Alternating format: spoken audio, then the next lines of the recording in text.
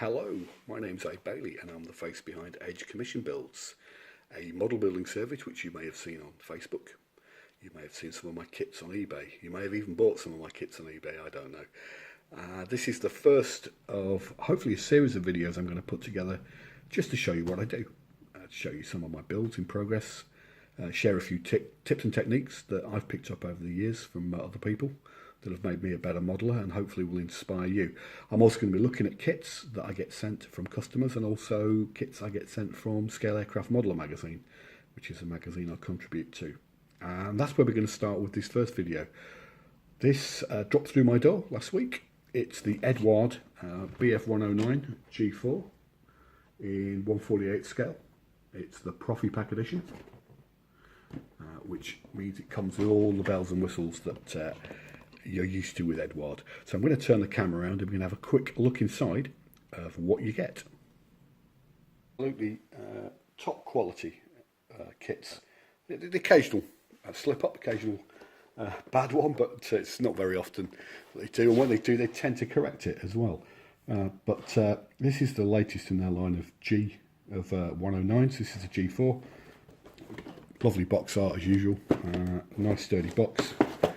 Let's have a quick look inside. Cursory look before we open up the bag. Lovely high quality instructions. Really clear, big. There's normally no ambiguity at all with Eduard.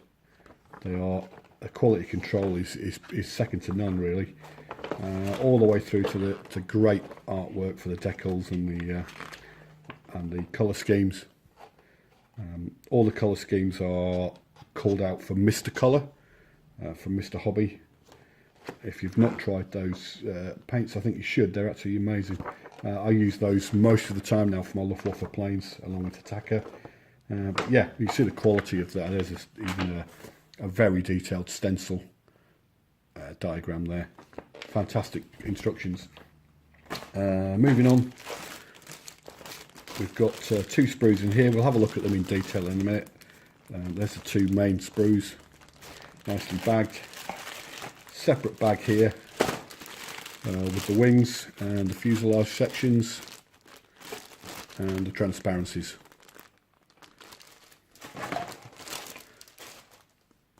Little bag here. There's the canopy mask.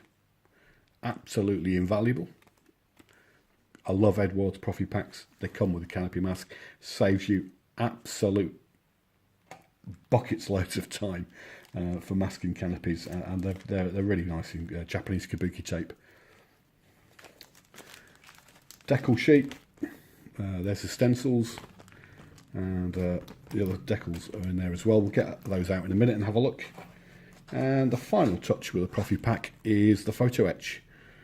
You normally get three options with an Eduard Profipack. You can paint the instrument panel yourself, you can decal it, or you can use this lovely photo etch, which, especially in 1/72nd, in 1/48th, is brilliant. It really makes your cockpit come to life.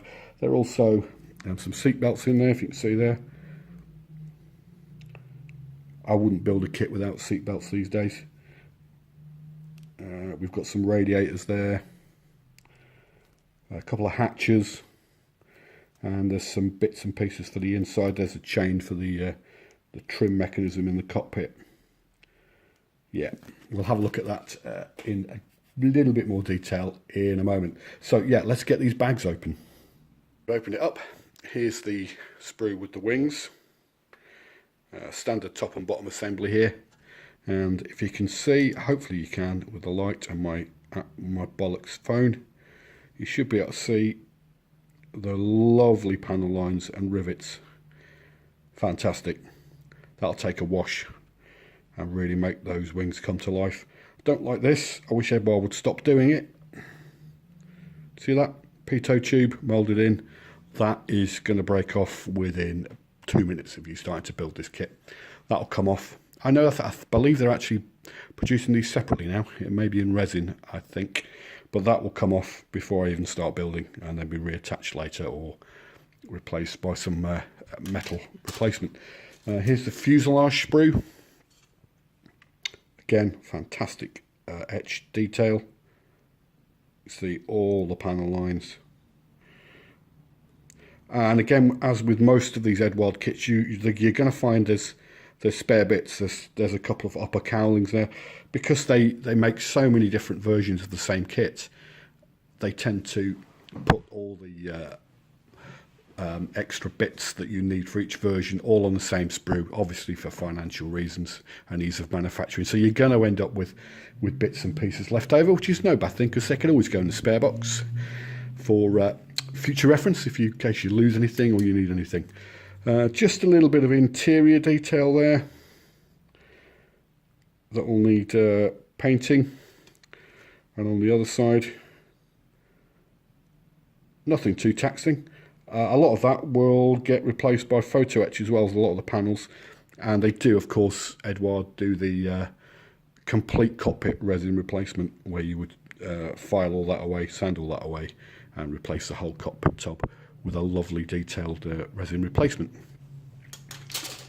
Here's the first of the main sprues.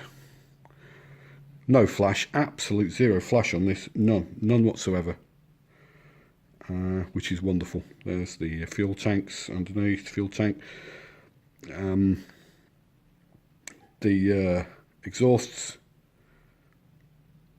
not drilled unfortunately, you might have to drill them out, or source of resin replacement, depends how detailed you want to go. Yeah, lovely. Second sprue. Here once again we see some optional parts which are going to be spare, depending. There's a wide blade propeller there and a narrower version. Oh, there's a third propeller over there. So you really are spoilt for choice here, and several options of tyres. There's the smooth tyre and the treaded version as well. Here we look at the cockpit floor, cockpit tub there, just get that in focus. Yep, lovely. Very well detailed. You can really go to town on the interiors of these Eduard kits, and as usual they give you the cockpits to be post open, so you've got no qualms about spending hours painting your cockpit and it's not going to be seen, because this one is.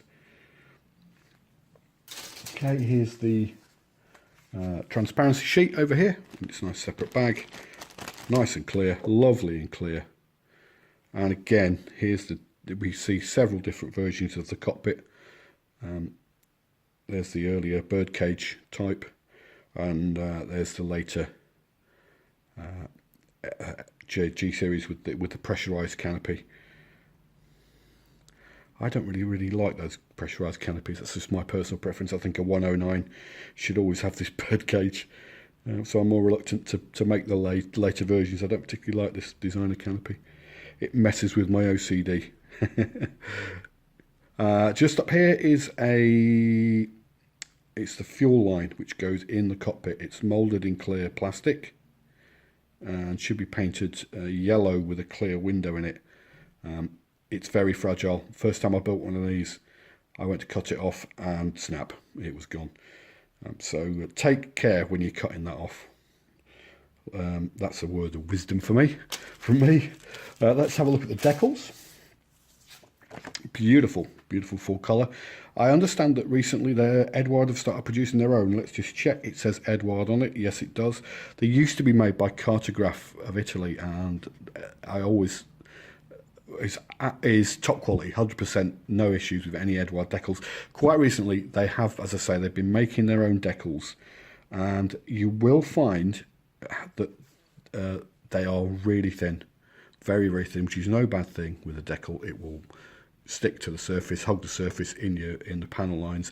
It'll look fantastic, but putting them on can be tricky, especially the crosses will tend to fold in on themselves if you're really not careful, and they do, trust me, just need the merest dip in the warm water, 5 seconds, 10 maximum, and they're already coming off the backing paper. So be very careful. I've come a cropper a couple of times building one of their 110s, and the fuselage numbers folded into themselves so badly I couldn't use them. Let's have a look at what options we have here. There's obviously the Romanian version here. We've got some Italian markings as well. and a few Luftwaffe markings. I think I'm going to be building this with the Romanian markings. For a change, I've built enough Luftwaffe planes. This is actually going to be a build for scale aircraft model. I'm going to be reviewing this in a couple of months' time when it gets published. And I think I'm going to actually paint the tail fin.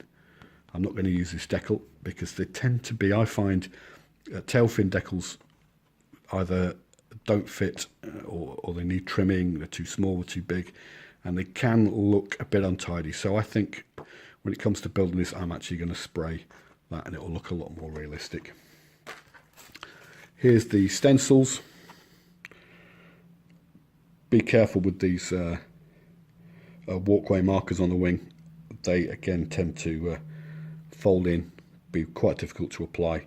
It's just a bit of practice and trial and error to get them ready, get them on. Lots of stencils. Obviously black versions and red versions. Yeah, there's a lot of work putting the stencils on. That's a job in itself. That's a few hours job in itself. And the photo etch I have mislaid. Where's the photo etch? Here it is. Let's have a quick look. Apologies for that. We had a quick look at it in the second brief look through the box, but we'll have a bit more of a detailed look at it. Get it out of the bag. Yeah, there we go. So we have instrument panels, three pieces. We have the backing point there. Let me just get something I can point to with. That's the back panel of the instrument panel there. You then place this one on top. The pre-printed instrument dials show through, and then down here at the bottom, the lower part of the instrument panel, this frame will go over the top as well, and it gives it a nice 3D effect. Some people don't like photo etch. I can't understand why. When it's done this well, it's really worth putting the effort in. Seat belts, as we say, with the lap straps, radiators, all sorts of grills and hatches to stick on. They also tend to put, this is another, I don't have many bugbears with Eduard, but this is one of them. These are the antennas, the fog radio antenna underneath. And also I think they may have they got any, no, they haven't got any brake lines, which is good, because their brake lines and their antennas, which in real life would have been circular, they do them flat and they just don't look right. So I always use the kit part or I build my own. These are nice as well. It's the foot pedals. They are very tricky, not so bad in 48. In 72, 72nd scale, I bend them. I have no time for them at all. With them hidden deep inside the cockpit, it's not worth the swearing trying to get these together. So there we go. That's a close look at what's inside the box. Well, there we go. Hope you enjoyed that. That was a quick look around the box of the Eduard 109G4 in 148. I'm Ed Bailey, and check out my Facebook page, Aid to Commission Builds. I will see you around the forums. No doubt. Watch out for my articles in Scale Aircraft Model magazine, and also my kits that are on sale on eBay. Cheers. See you next time.